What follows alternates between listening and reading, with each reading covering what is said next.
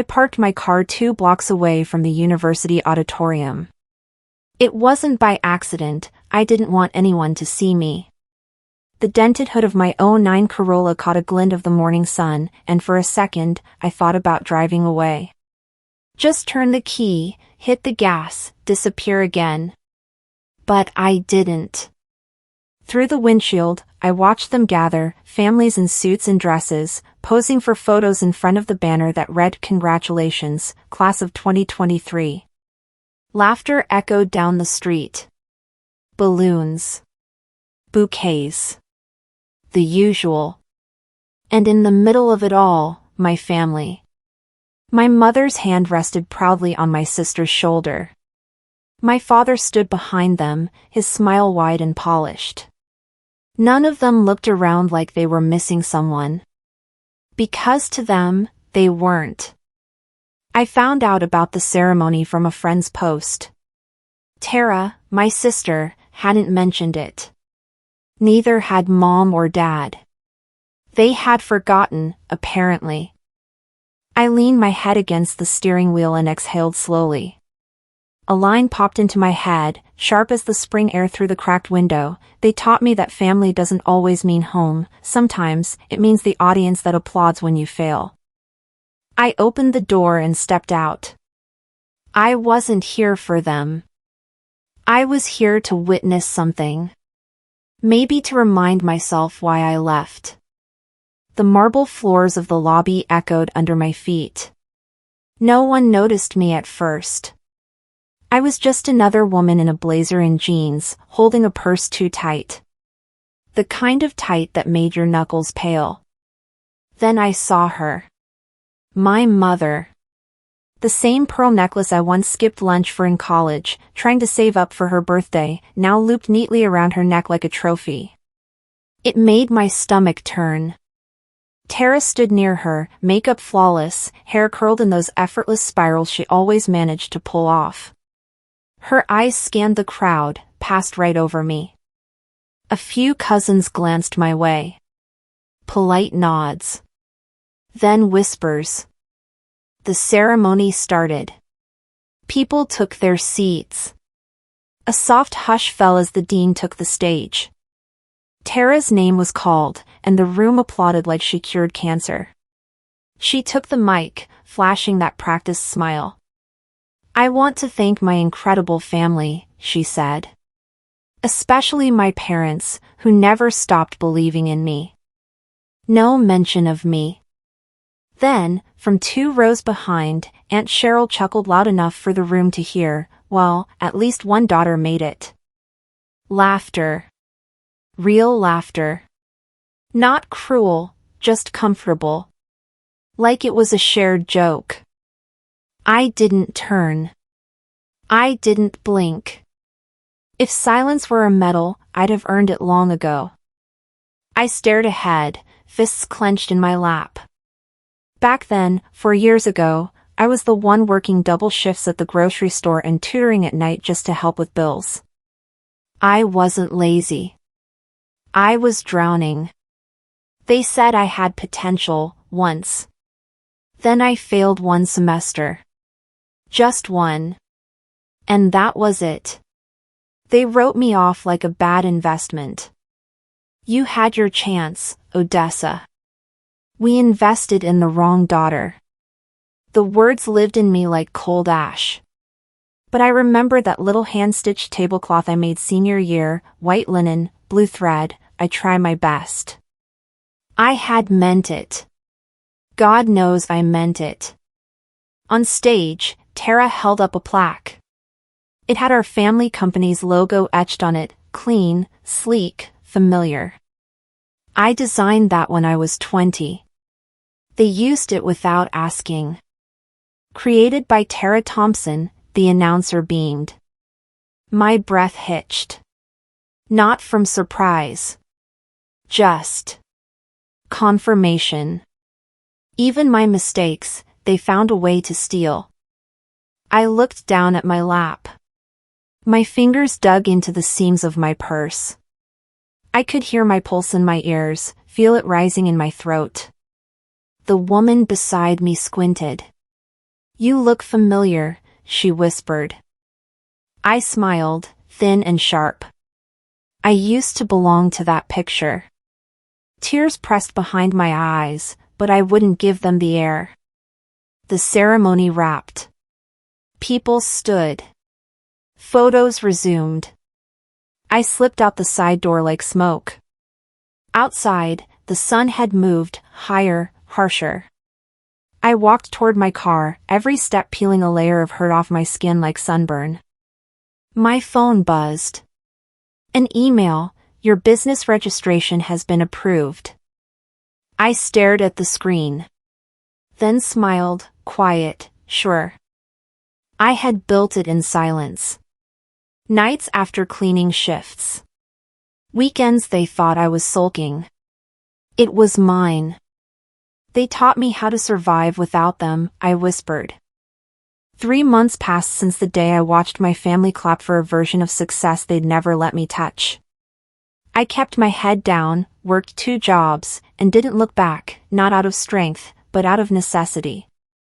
In the mornings, I poured lattes for tech guys in crisp polos. At night, I built wireframes and mock-ups for low-paying design clients who thought exposure was enough compensation. I wasn't bitter, not in the way they expected. I wasn't plotting revenge. Not yet. I was surviving, with a kind of quiet fire that came from being done crying. There was peace in staying out of sight. I deleted my social apps. I didn't check birthdays or anniversaries. I didn't even flinch when I saw their names pop up on local news segments. I had structure now. Routine. The kind that held you together when everything else wanted you to fall apart. The best revenge isn't success. It's peace while they expect your breakdown. It was a Tuesday, early morning shift, barely 7:15. The cafe was halfway full, tech consultants staring into laptops, tourists mispronouncing espresso drinks. I was wiping down the counter when the door chimed. He walked in like he owned the place. Grant. My former cousin-in-law. Married into the family during the phase when everyone wanted their social circle to look polished and clean. He hadn't changed much, still wore the same smug grin, still talked like every sentence was a TED Talk. He didn't recognize me. Or maybe he pretended not to. Hey there, he said, holding up his phone to scan the QR menu. Hot outside today, huh? I nodded. You could say that. We made small talk. He asked if the scones were fresh. I said they were made this morning. He complimented the branding of the cafe.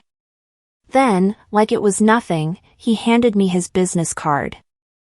That's when my stomach turned. The logo.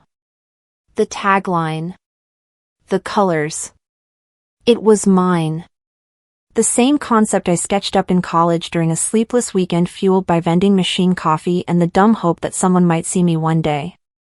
Except now it wasn't mine. It had a new name, a sleeker edge, but the bones were mine. The twist in the typography. The phrasing of the slogan. Every part of it screamed me. I didn't say a word. Just smiled and handed back his drink. Dignity is best worn in silence. I took a photo of the card behind the counter when he wasn't looking. Filed it away. Not out of pettiness. Out of principle. Later that evening, I was at a co-working space downtown, delivering mock-ups to a small startup trying to launch their beta.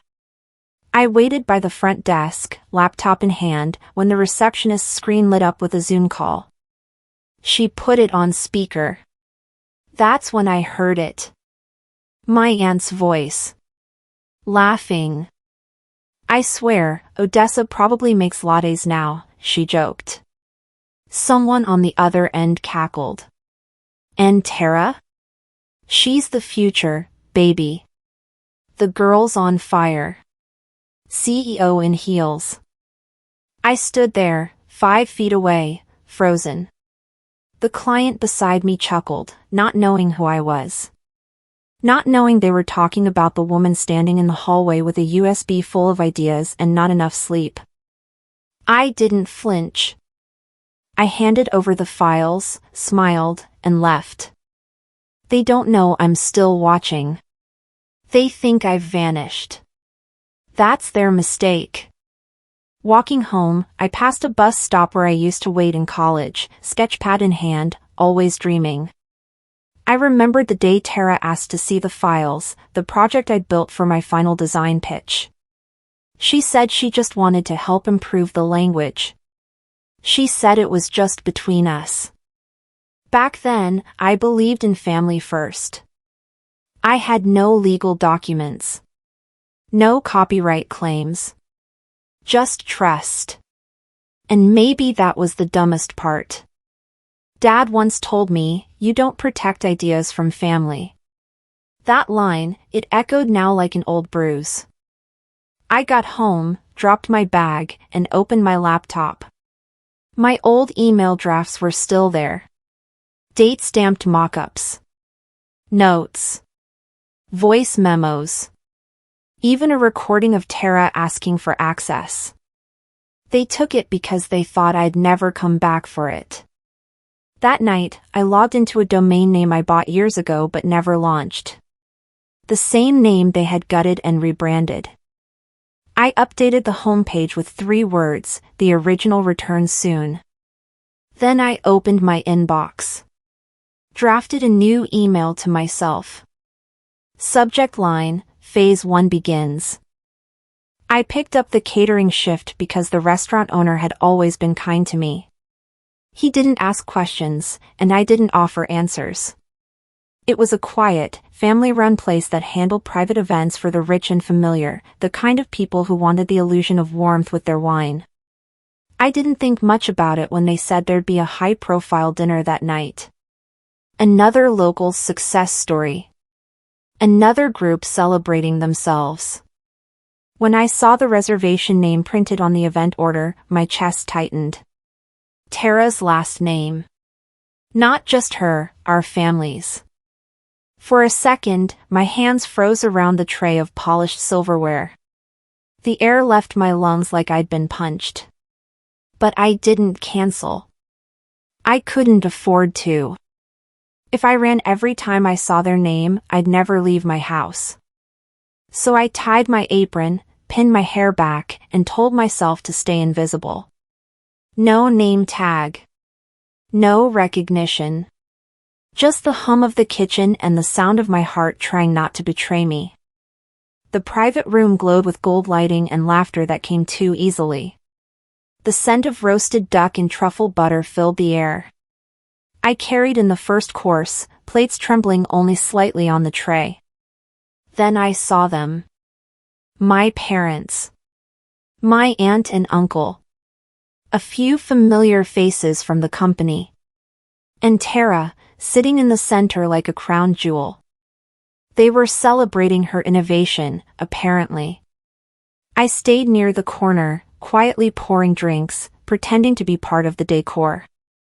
My uncle raised his glass.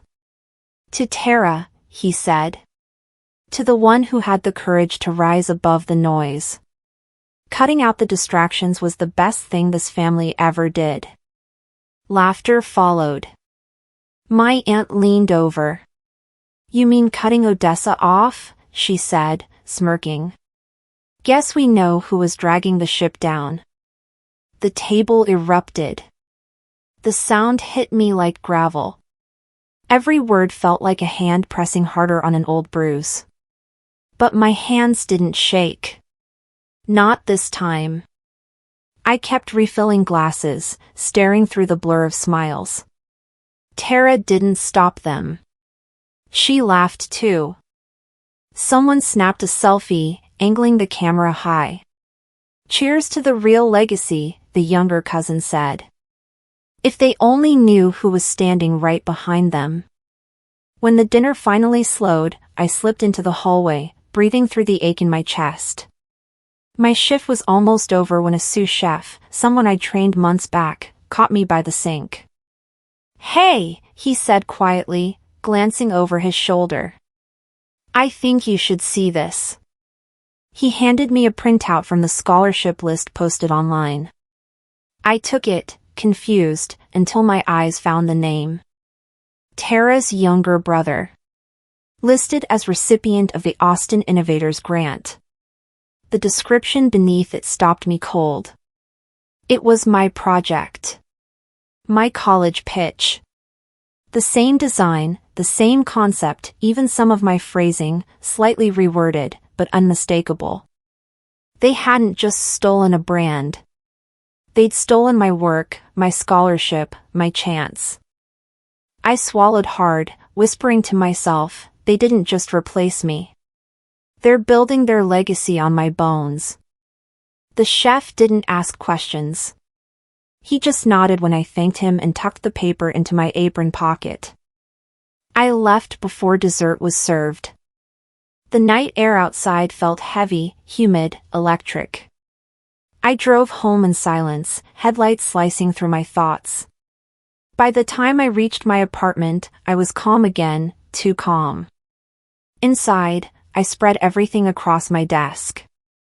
The stolen logo. The scholarship list. Screenshots, emails, photos. Each piece felt like a puzzle finally revealing its picture. This wasn't about revenge anymore. It was about truth. And justice, if it fit. I opened my notebook and wrote one line, "What they see as erasure, I'll make into proof." Then I ordered a legal consultation kit online. Just preparation, for now. I wasn't ready to fight them in court yet. But I was getting there. Before bed, I found an old voicemail from my college mentor. I hadn't listened to it in years. Her voice crackled through the speaker. In every dynasty, there's always the outcast who becomes the storm. I listened again. And again. Then I added that line to the intro clip of the small podcast I'd been building in secret. They buried me under their applause, I whispered. But I was the seed, for permission to belong. Now, they'd rewritten the picture so I never existed. The dinner bell rang, jolting me out of it. Voices grew louder from the next room, glasses clinking, laughter flowing like old wine. I stayed in the den, pretending to wait for my niece, who was supposed to come down for dessert. From where I stood, I could hear everything. They were talking about the company, new partnerships, the legacy they were building. All those words, growth, expansion, community, so polished, so hollow. Then Aunt Marianne's voice cut through the chatter, "We simply don't mention Odessa, it keeps things smoother." The room laughed. It wasn't cruel laughter, not in the way bullies laugh. It was worse, it was casual. Comfortable. Like I was a stain they'd quietly wiped off their sleeve. My hand tightened around the serving tray I was holding. My jaw ached from staying shut. I could have walked in right then, could have said something sharp enough to stop the noise. But instead, I stood still. Listening. Memorizing. Invisible, but watching. When I finally moved, my steps carried me toward the long dining table, the same one I'd sat at years ago, sewing the edges of that embroidered tablecloth. I could still remember the tiny needle pricks on my fingers, the way my mother glanced at me and said, "Don't waste your time with that." "I try my best," I had stitched over and over. The words ran along the border like a whisper of who I was back then, hopeful, naive, desperate to be seen. And there it was, spread across the table again, gleaming under the chandelier. My effort, my hands, my invisible labor, holding their plates and glasses now. For a moment, sadness hit me like a wave. Then it receded, leaving something cleaner behind, resolve. I slipped out before dessert, stepping into the cool Tennessee dusk. The porch lights glowed faintly against the driveway. I sat in my car for a long minute, hands resting on the steering wheel, the quiet hum of cicadas filling the silence. Then I pulled out my phone. I took a photo of the edited portrait through the window. Another of the tablecloth. I typed a few notes, no mention. Cropped image. Same fabric. Same room. Then I opened a new document and titled it, Invisible No More. In 6 months, I'd launch something new, a public project about unseen labor, stolen credit, forgotten daughters. I didn't need their approval anymore. I needed my voice. They erased me from their picture, I said softly. Now I'll draw my own. By the time I started the car, the sun was sinking low. The estate lights faded in the rearview mirror as the road curved out toward the highway. When I got home, the phone buzzed on the counter. Unknown number. Hello? A man's voice answered, steady and professional. Is this Odessa Blaine? Someone found your old pitch, the one from college. They're interested in partnering with you. I didn't move. For a moment, I just listened to the sound of his breathing on the line. Then I smiled. Maybe being invisible had given me something after all, time to plan in silence. When I walked into that community center auditorium, I felt both out of place and invisible, two truths intertwined. The innovating from the ground up panel had called me in last minute. I accepted, even though every whisper of Tara's name still sent a cold weight through my gut. The room held around 200 people, entrepreneurs, local mentors, hopeful faces. In the hush before the event started, I scanned the rows of folding chairs, imagining how I might have sat there years ago, believing I could stay in the picture. I caught my reflection in a glass panel, older than I'd imagined, but sharper than I'd felt. I made a single mental vow, this time, I wasn't here to fade into the background. Tara's presentation came and went, perfect slides, polished delivery, her smile practiced and confident. When the moderator finally introduced me, my intro was cut short. The mic clicked. A hint of amusement skirted across the stage. Tara leaned into the moment and said, "Some people just don't move on, huh?" The laughter in the room, easy, secure, echoed louder than her words. I stayed quiet. Then I spoke. I said what I wanted, quiet doesn't mean invisible. I built value when they stopped watching. I quoted Maya Angelou. I walked the line between calm and fire. Some faces shifted. Others held steady, skeptical. This wasn't equal footing, it was war on their turf. Our family name, our shared past, suddenly felt like a battleground. Yet I stood. I shifted the room. Not as the hero, they weren't ready for that, but as someone who couldn't be ignored.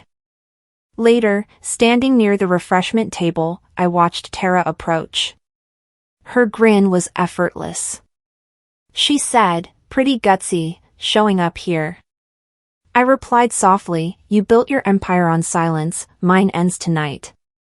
Her laugh faltered. She leaned closer, tone safe for bystanders, "You're dramatic." I smiled, lower.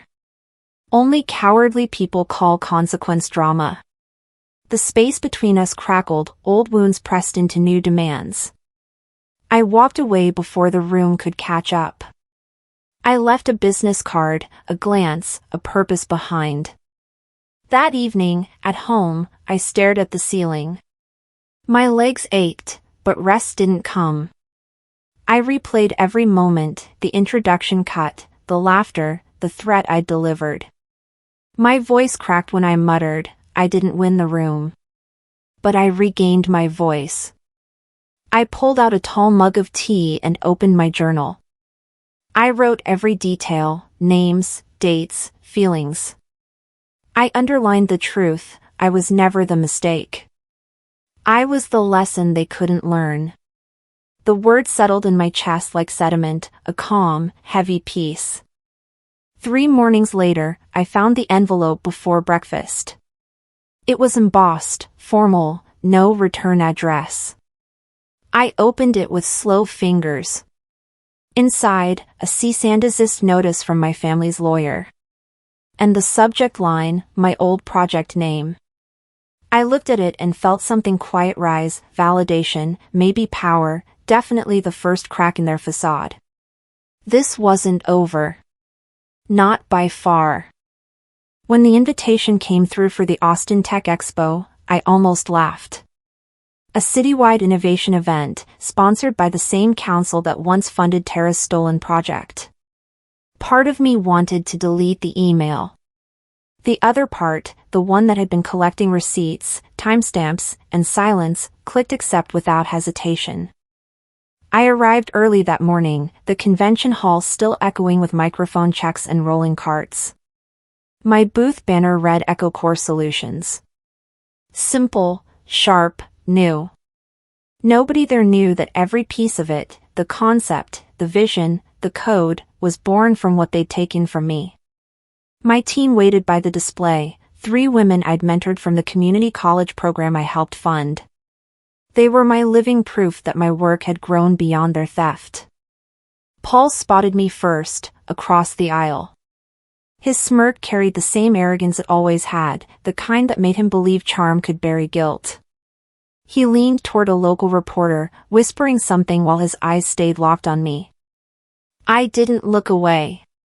Instead, I fixed my badge, straightened my blazer, and reminded myself, you're not crashing their show. They're walking into yours. When the presentation started, Tara and Paul took the stage together, like some power couple for corporate success. Paul opened with a joke about college dropouts who suddenly think they're disruptors. Laughter rippled through the crowd, half-hearted but loud enough. I watched him perform, a salesman wearing someone else's vision. Tara joined midway, all smooth confidence and slides. But as soon as the diagrams appeared, I knew them, my models, my framework, even the color palette I designed years ago. They'd changed the labels, adjusted a few data points, but the bones were mine. Every line of that graph was a scar I'd earned. When they finished, applause filled the room. The moderator smiled and turned to me. Next, we have Odessa Blaine from EchoCore Solutions. I stepped up to the mic. Steady. You've heard the remix, I said. Let me introduce you to the original. Silence spread like a slow tide. I clicked the first slide, my archived timeline, showing the dates, emails, proposals, drafts. Each image came with receipts, timestamped files, messages from their shared inbox. Gasps fluttered through the audience. They say don't burn bridges, I continued, but what if the bridge was built on your back? No one laughed this time. I moved through my pitch, calm, deliberate, sharp as glass. I spoke of rebuilding from loss, about teaching women to reclaim what they create, about the cost of silence. By the end, half the audience wasn't clapping for innovation, they were clapping for exposure. When it was over, Tara's face was pale. Paul's jaw tightened. I walked past them on my way to the booth. You thought I'd stay broken, didn't you? I said quietly. A reporter nearby caught the exchange. The photo hit local blogs that night, Sisters Collide at Austin Tech Expo. It spread fast, faster than I expected. EchoCore's booth flooded with investors, while theirs thinned to polite nods and empty smiles. By the afternoon, I revealed our next step, a confirmed partnership with a city initiative supporting women-led startups. The announcement hit like a shockwave. Tara looked toward Paul, whispering something sharp. I didn't care. I wasn't doing this for them anymore. When a journalist asked about the rivalry, I smiled and quoted Oprah, "True forgiveness is when you can say, thank you for that experience." It wasn't a lie. I had learned more from their betrayal than from any business course I'd ever taken. That night, back in my apartment, exhaustion settled in like a slow ache. My phone buzzed with messages, some congratulating me, some warning me. One anonymous text stood out: they're planning to block your next investor round. Be ready. For a moment, the old fear tried to crawl back in, the fear of being crushed before I could stand again. But it didn't stay long. I brewed coffee, pulled up my contracts, and started reviewing every clause, every protection. I drafted a note to my attorney: any further slander or interference will be addressed legally and publicly. By the time dawn bled through the blinds, I had rebuilt my defenses, this time on my terms. Just as I was about to log off for the night, a notification flashed. It was from the old family group chat I'd left unmuted out of habit. The last name on the list, Uncle Robert. They know you're serious now, his message read. What's your next move? I stared at it for a while, a half-smile tugging at the corner of my mouth. Even my blood now spoke in chess metaphors. The game had finally begun. I sat at my desk in the dim light, the city noise muted through the closed window. My inbox pinged, a text message from the old family group chat. I hadn't opened it in months. My thumb hovered. I thought about staying away, staying quiet. But then I pressed open. My father's voice echoed through the speaker, forwarded by someone I couldn't name: don't let her come. She'll wreck the narrative. My heart skipped. Shock didn't last long. It transformed into something sharper. I took a breath. I pressed save. I reminded myself, they thought I was silent. They thought I was gone. They didn't recognize I held the mic now. That afternoon I called Harlan, my legal advisor and old mentor. We gathered around in his office, files, laptops open, strategy laid out before me like a board game. I handed him the voicemail file and the brand archive folder. He nodded: if we move now, it'll trigger their defense. A corporate war. I met his eyes. Then we'll be ready. We mapped the boardroom of the family company, shareholder names, potential leaks, hidden clauses. I quoted Winston Churchill: for myself I am an optimist, it does not seem to be much use being anything else. My voice sounded steady even though inside the nerves tangled. I wasn't reacting. I was planning. They forced my hand. I was no longer the quiet one in the corner. That night, around midnight, my screen lit up. An anonymous email sent from a whistleblower within their firm, subject: remove her name. Attached, a revised shareholding list dated 5 years ago, my name silently erased. I leaned back, the chair squeaking beneath me. This wasn't about logos or ideas anymore. It was about legacy. About erasure. About the truth no one wanted to admit. I printed the document, scanned it, stored it. I sent a message to Harlan: I think we're ready to move. My resolve solidified. The next morning I drafted a press release. EchoCore acquires InnovateX, founded and led by Odessa Kincaid. I hit send. I watched the ripple spread. Investors shifted focus, they're scrambled for damage control.